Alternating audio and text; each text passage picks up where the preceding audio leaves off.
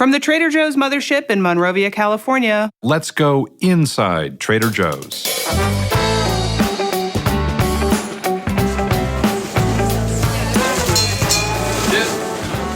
Can you believe it? This is already episode 5 of our 5-part series. I'm Matt Sloan. And I'm Tara Miller. Thank you for sharing this podcast series with us and for telling your friends about it too. I think this might be our most important episode. It's titled, Please Won't You Be My Neighborhood Store? We know that being a good neighbor requires more than just taking good care of our customers in the store. It also means being part of the community. Something like 40% of food in the United States is thrown in the trash. And, a lot of people are in need here. You'll have some bread. So the captain said, let's help you with it. And later, we'll answer some of the most asked questions we get from customers. And we'll peer into our crystal ball to glimpse the future of Trader Joe's. Could you start, Adam? Sure, yeah. I've been with Trader Joe's 17 years now. Worked my way up through the stores and was offered to this position, regional vice president in Illinois. And how many stores in your region now? There are 21 in Illinois.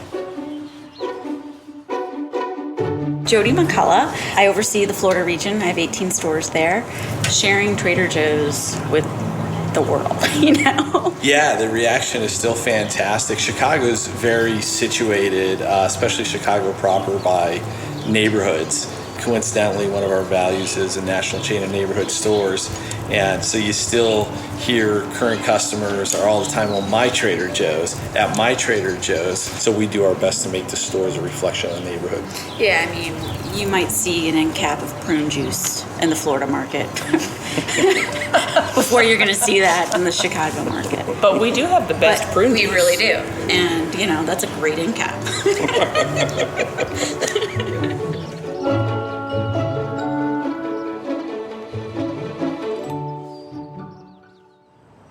It's just after 9 o'clock in the morning on a Thursday. We're at Friends Indeed in Pasadena, California. Yeah. Okay.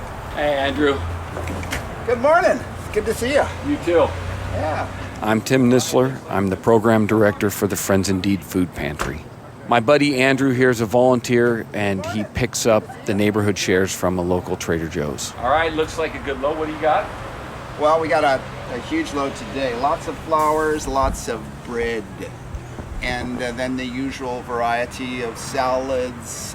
We have meats, we have eggs, fruit, veggies, the usual kind of ratio. Nice. So, but lots of flowers. No, that's beautiful. That's beautiful. Tim, can you tell us about what you get from Trader Joe's and how that impacts your program?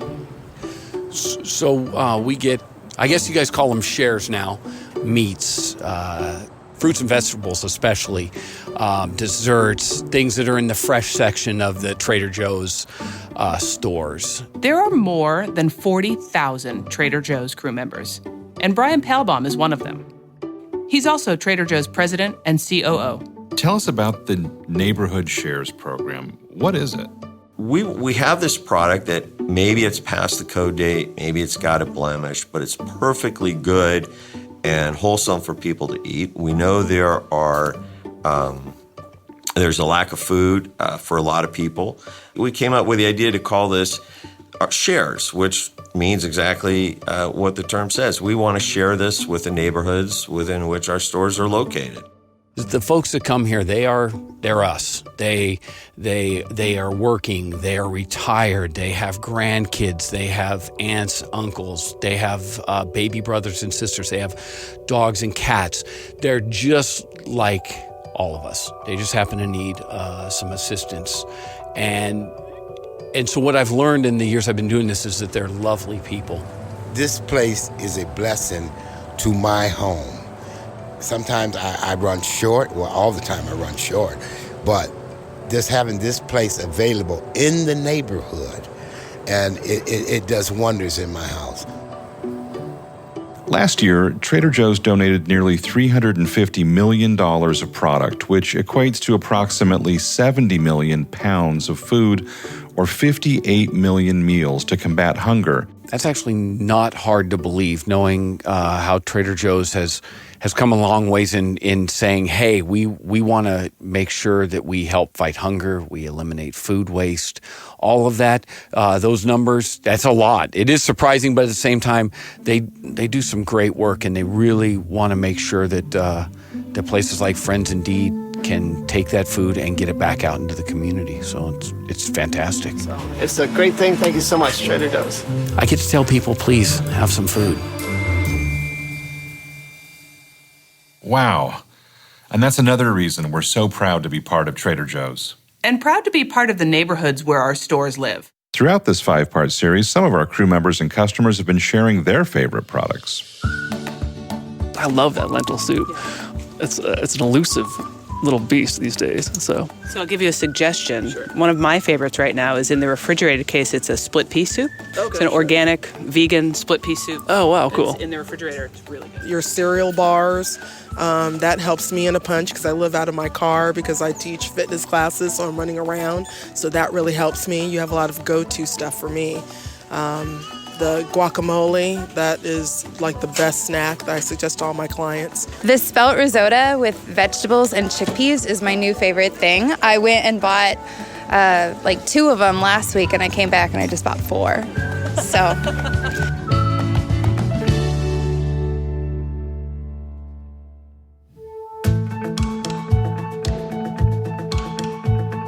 We started this podcast with the goal of answering some of the questions we often hear about Trader Joe's.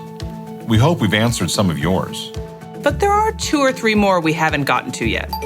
Hey, I'm Chloe, and I wanted to know whatever happened to the raspberry macaroon cake. I miss it so much. We get this one a lot, but it's a democratic process, right, Mitch Eager? Recently, one of my favorite products, our canned chicken noodle soup, was discontinued. After years. After years. And this was, a big favorite in my house. Oh, I mean, my favorite stuff gets discontinued all the time. A long time ago, I just craved, and I used to love buying the pickled green beans that we sold, and those got dropped pretty quick. For a minute, it was the olive tapenade, but I think you guys brought that one back. So I always go back to one of my favorite juices. It was called Sir Strawberry. Okay, there are some that are seasonal, and I'm really sad when they go, but there was a light Greek salad that you guys used to have, and I miss it. I've got one that I'm waiting to come back. And that's our cioppino. It's a frozen item, frozen seafood item. There's a lot of people out there who keep checking for it to come back because the return date keeps getting extended. We used to have a turkey sandwich that was like handmade.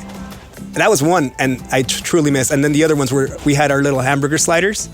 Yeah, cheeseburgers. Oh my God, I miss those. Yeah, but that's it. I was really into that almond jalapeno dip we were carrying, so I'm kind of waiting for that to come back. I think somebody the other day asked me for a pomegranate glaze, which the funniest thing is I still have a bottle in my cabinet that's expired 3-4 years now, and I refuse to get rid of it, waiting for it to return.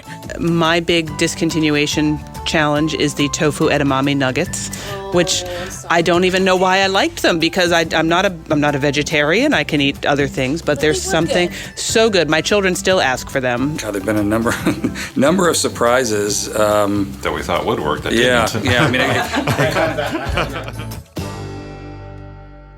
I think when we explain that customers vote with their dollars, it does help them understand that they're a partner in this, and unfortunately not as many customers like that product as they did, and hopefully we'll find something else that would replace that. I love you, but what's with the parking lot? Let's have John Basilone take this one. For us, sometimes we have to make decisions based on, this is the only way we can have a store in this neighborhood is in turning this old armory into a Trader Joe's. This is the space that's available, and here's the parking that comes with it. We have minimums that need to work. A lot of our parking lots in Southern California are just sort of older store sites that now are just incredibly inadequate for the business that we do. The way cities work, it also causes some issues for us, where the number of parking spaces is based on your square footage of your space, not how many customers you expect you're going to have. that doesn't match up with us because we run pretty small stores. So we're not allowed to have as many spaces as we would like to have. How can I get a Trader Joe's in my neighborhood? That's what I want to know. Now that's a good one for Brian Paulbaum. He works a lot on figuring out where to put new stores. We always appreciate the passion of some of the neighborhoods that do send in their requests, and they can be very creative at times.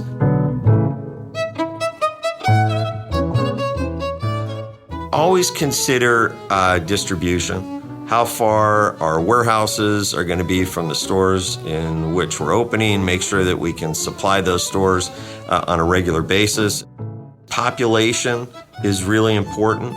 We certainly have certain numbers of households that we think we need to have that can support a successful Trader Joe's. And when we get to those numbers and it makes sense, then we'll open a store.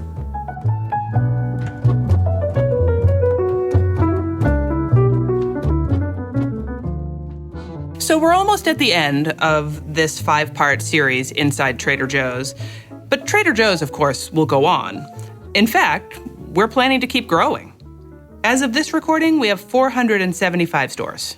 And we asked our chairman and CEO, Dan Bain, about the future. We're targeting to open 30 to 35 stores a year in the 48 states.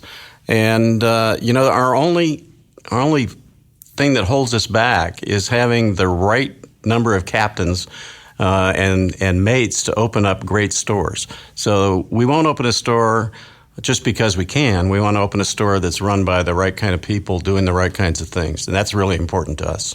So we really don't want to open up more stores unless they're really Trader Joe's stores. Were you surprised by the reception that Trader Joe's got in Florida? When we opened Pinecrest, for example, that was the 4th store that we had opened in the state, first store in Miami. We had no idea what was about to happen. When you open the doors of the store, literally when you open the doors, we had a line wrapped around the building, even wrapped around the building next door, the Burger King. We were actually, we had cars getting towed blocks away. The nickname was Trader Toes for a short while because people just wanted to get in. They didn't care. They were parking anywhere and everywhere so they could come in and see what Trader Joe's is all about.